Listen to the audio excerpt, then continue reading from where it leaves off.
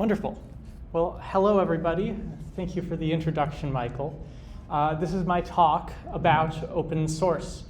And the main point that I want to build towards is that open source maintainership is the backbone of modern software engineering.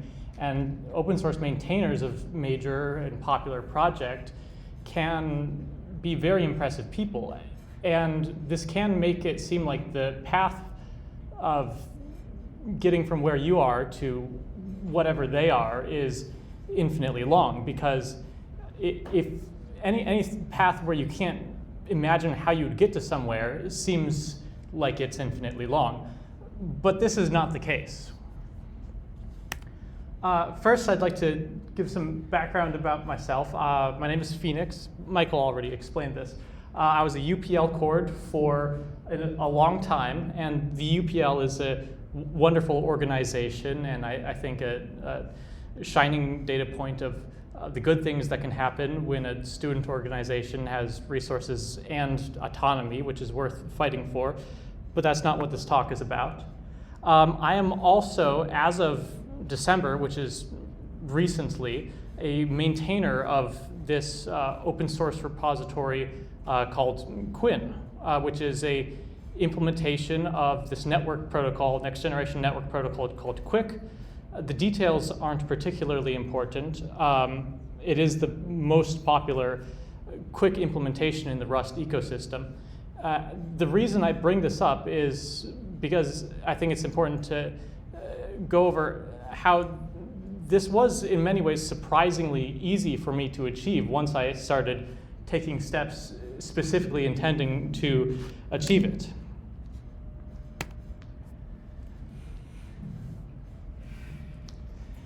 So I got into software engineering because I love software. I love creating projects. And I assume that most people here are in a similar situation, because if you didn't like software, if you were just in it for the paycheck or something, you probably wouldn't be going to a talk like this on a nice Friday night. And so I spent a lot of time creating my own projects, and I would work on it. I would do work on it in maybe a 3-week cycle until I got bored of it, and I would start over. And I, at a certain point, I felt like the skills I was gaining from this, which were initially, it was very helpful, were starting to plateau. And I think it's easy to go into a software engineering scene, like the Rust ecosystem or whatever ecosystem you like, and see this thriving ecosystem of open source packages, which are very convenient to use because of modern package managers. And it makes it very convenient to consume these packages in your projects. But it can be unclear how you would become somebody who actually maintains these projects. And I would put my projects, I would put them in public GitHub repos, trying to create a game engine or whatever. And I would, if I remembered, slap the MIT license on it or something of the sort. But it didn't really feel like open source because nobody else cared. I was the only person who was working on these things, the only person who was using these things, the only person who knew that these things existed. And so sometimes I would think, okay, this project that I use or that I think is impressive, the people who work on this seem very impressive. So I'll take a look at the code. I'll try to think, do I have any good ideas for how I could improve it? And I think in my head, and I think, no, I don't have any great ideas for how to improve it. And I start looking at the code, and this probably has 30,000 lines of code in it, because it's a real project. And I start looking at some random page of it, and I feel like I'm looking at shapes. It doesn't have meaning to me. I don't feel like I'm gaining traction, don't feel like I'm getting a sense of progress. And so I get discouraged and go back to my own projects. But it does not have to be this way. Something that is notable is that reading code is a skill. And it's easy to not realize that this is a skill. It is,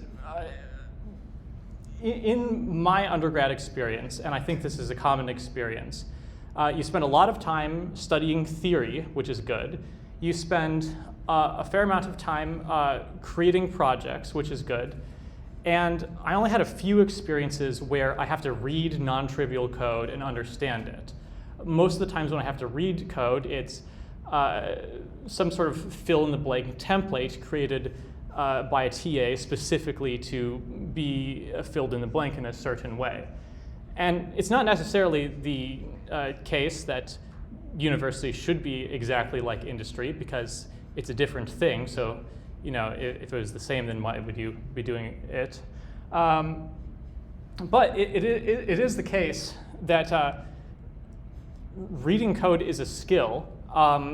And if you tried to write your own project for nearly your first time ever, and you didn't immediately efficiently succeed at it, it would be a bit strange to get frustrated by that. Well, maybe not strange, but you shouldn't get discouraged by that. You shouldn't think it's impossible, because of course you're going to be bad at it if you've never started a new project before.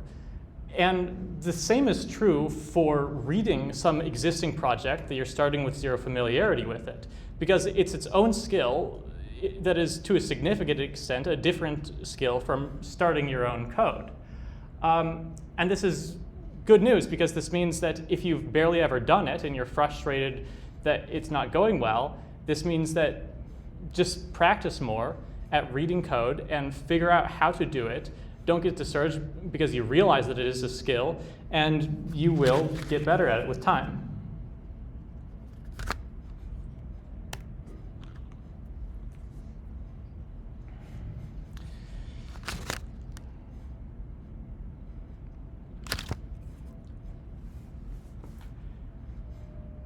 One thing I think that is important to realize is that this studying a project doesn't have to be something where you sit down and you read through all of the code until you understand it in a linear fashion, and then you understand it.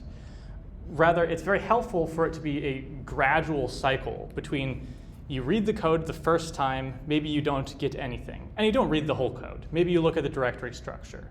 And then maybe you decide you want to tackle some small issue. Maybe it's a feature, maybe it's a bug, maybe it's not even that. Maybe it's a flaky test. Maybe you want to enhance documentation. Maybe you want to fix an example. And so you can sort of fumble your way through looking at just the code that seems relevant and shotgun debugging it as you try to achieve this very easy thing. And there will be a lot of friction. But then you will have a bit more familiarity with the code base. And then you go back, you study it more. If you find some term you don't understand, you self-educate on the theory of it.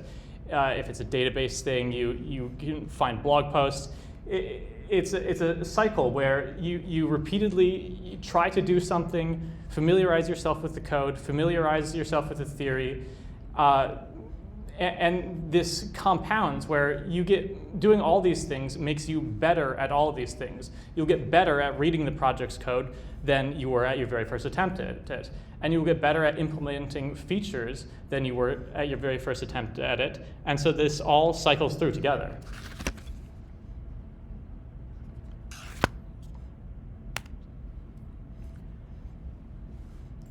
There's also this effect I've noticed, which I'm calling here the moat paradox. And that's that sometimes when trying to look for a project to work on, I would think, okay, I don't have much experience contributing to open source projects, so I'll try to contribute to a really simple project, something that's really popular and not that complicated. But the problem with this is that if it's really simple, then, and it's popular, then it's likely that most of the easy ways to improve it have already been done, which leaves only things as possible improvements that are really hard to pull off. Whereas something with a moat, something that makes it so that you can't just immediately get yourself up to speed, tends to make it so that once you overcome that moat, you figure out how to get past it, then there are more low-hanging fruit accessible to you. A moat can be that the code base is complex. For example, I've never contributed to Firefox's Gecko engine, but I'm aware that it has a lot of complex architecture. And this would require a lot of upfront studying before I would even be able to start to contribute to it. But I imagine that there would be things I would notice once I did that. But in terms of the thing I actually did, the Quick protocol is this 120-page specification written by the IETF with very supplementary documents, and it's not organized in a very pedagogically nice fashion. And so I had to spend maybe 5 months reading it repeatedly before I was even able to figure out what was going on at all.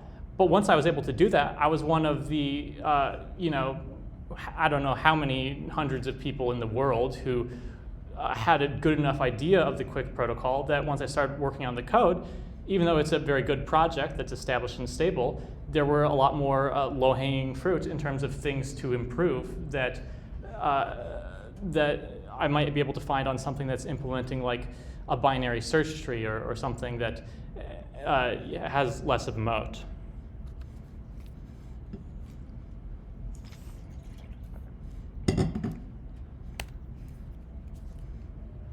So I mentioned before that it was in certain ways surprisingly quick for me to become a maintainer on the Quick implementation, Quinn.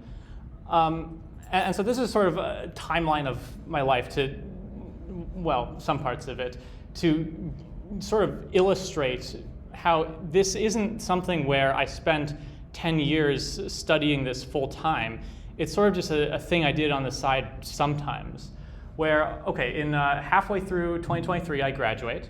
I spend maybe 6 months reading that RFC, which is the IETF specification of the protocol. The first time I read it, I have no idea what's going on. And then I look at the code, and I have no idea what's going on. And then I read the RFC again, and I sort of am able to get a bit more traction because I'm familiar about at least what sections they're going to be. And I go back and forth, and after maybe 5 months, I barely have enough idea that I am able to open my first PR, which does some incredibly basic thing, fixing some parsing code in their examples that has nothing to do with the actual Quick protocol, but I gain familiarity with the projects. I take an issue that's complicated but pre-specified, and I spend some time getting it pushed through. I make other random tweaks, documentations changes. I don't do anything for a few months. And I start to feel I'm getting momentum. Suddenly I have tons of ideas of things that weren't yet described in issues that are good ideas and that I can pull off. I'm unleashing tons of PRs. I get a message from them. They want to make me a maintainer. They had 2 maintainers since 2019 when the project was created. Now they have 3 because I'm a maintainer. And this is just something I'm doing sometimes with some of my time on the side. It's very achievable, is the point.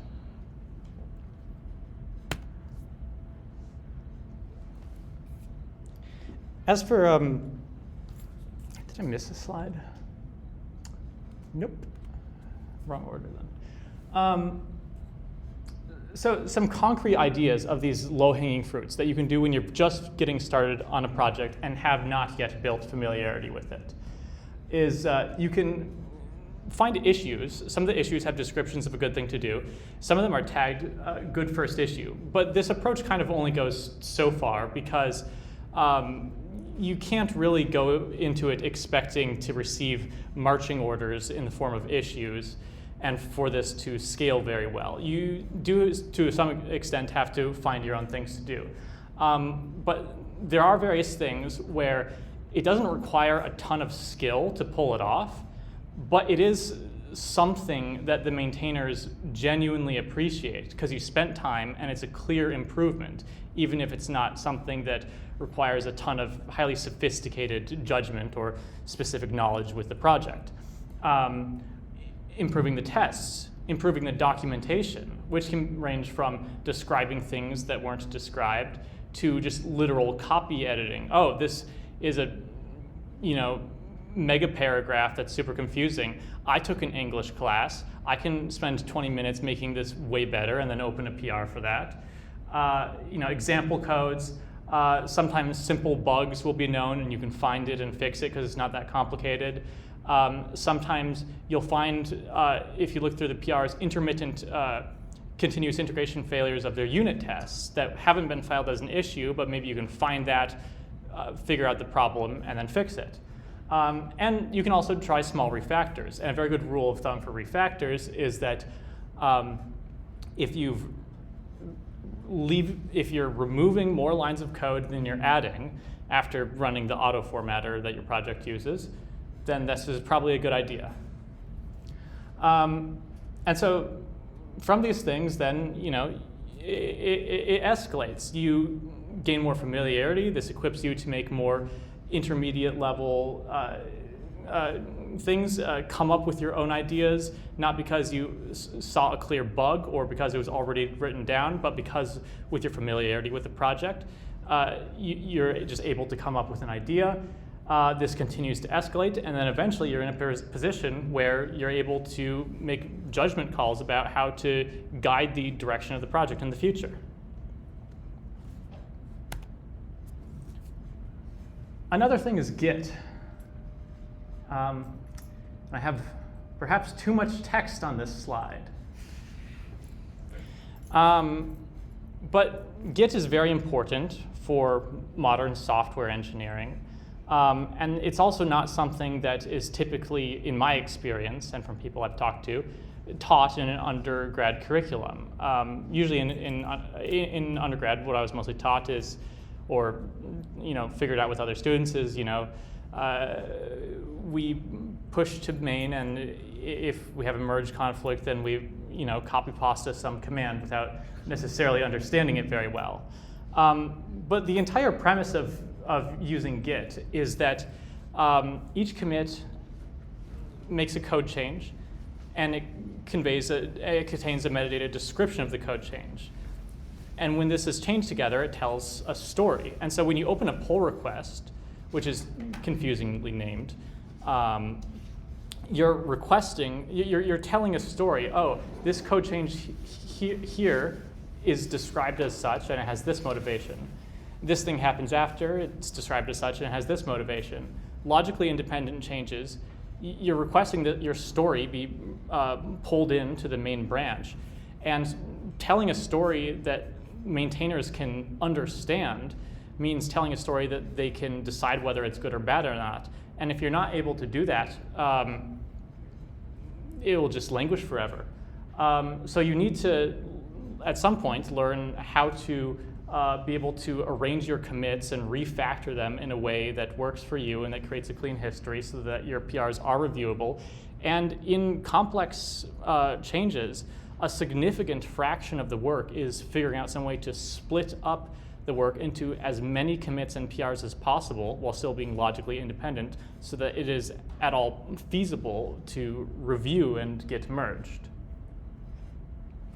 I hear that the JJ tool is useful. It's like a layer on top of Git. I personally just use interactive rebase, which sucks. I also use the Sublime merge thing. You can download the free trial, and then the trick is you can just use the free trial forever. Another thing is to be nice. A common experience is there's these open source repositories. You submit pull requests. Some of them kind of just sit there forever. And some of them, the maintainers say, oh, I don't think this is good. This doesn't make sense. Why didn't you do this? This is wrong. And it can feel like they're being really mean. But they're probably not. Because the thing about you want your code to be contributed to a repository where they're going to be very perfectionist about the code being good.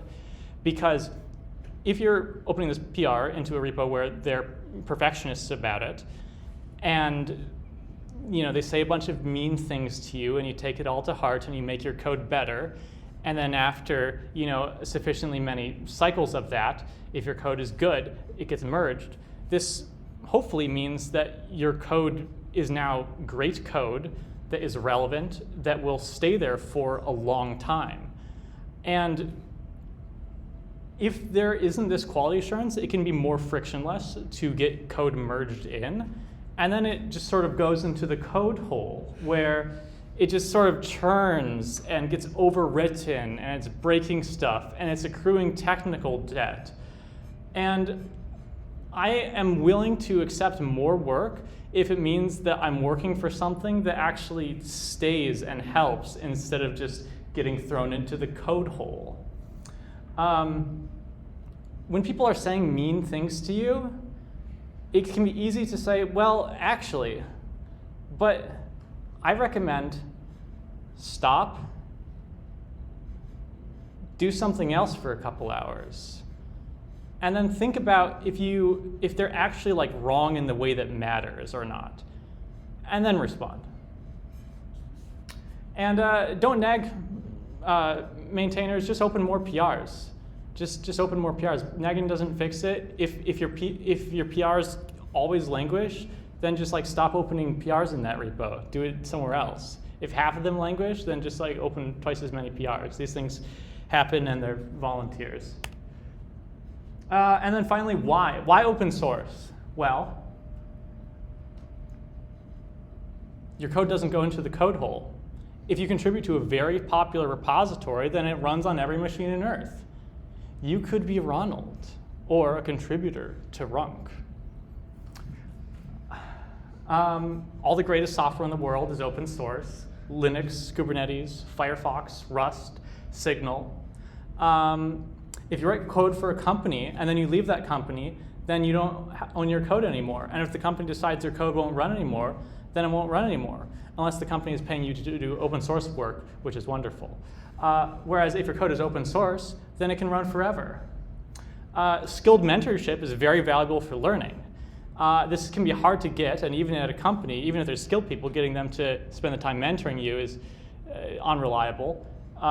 But when you get your code reviewed by somebody who's just like really obsessive with getting the code good, there's just free mentorship. You can learn from that.